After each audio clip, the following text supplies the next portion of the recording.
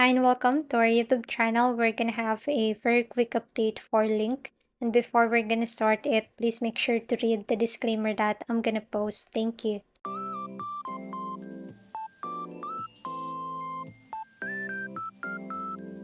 Hi and welcome back. So this is our previous chart for Link. We have our update on this price right here. As per our previous charting, which you can check on our playlist, this is a good support for Link or else lower than this range. Another price that it can test will be around this bearish OB on a daily time frame at this pink box, particularly at 11.676.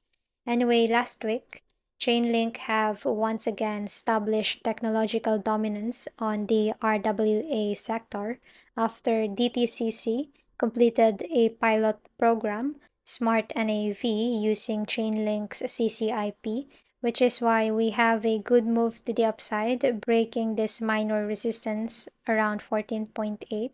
Although for now, we are getting rejected at the green line, which is actually understandable since we are overbought. Maybe we can opt for a minor support from this low to this current high. 0.382 will be a shallow support, while a deeper one can be at the 0.618.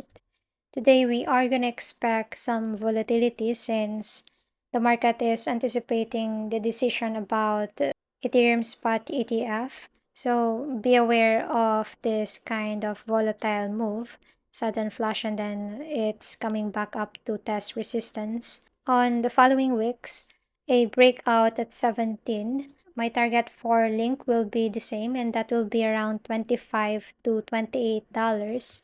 Now, for my long-term target, after a break on its ATH, then I'm gonna look forward for $100 to $139. You may also comment what are your levels for Link. And for now, that's it for our short-term support and resistance on this level. Other market updates that you might need to know will be posted on our community wall. If you like this kind of content, don't forget to like, subscribe, comment down below if you have some coins for me to chart.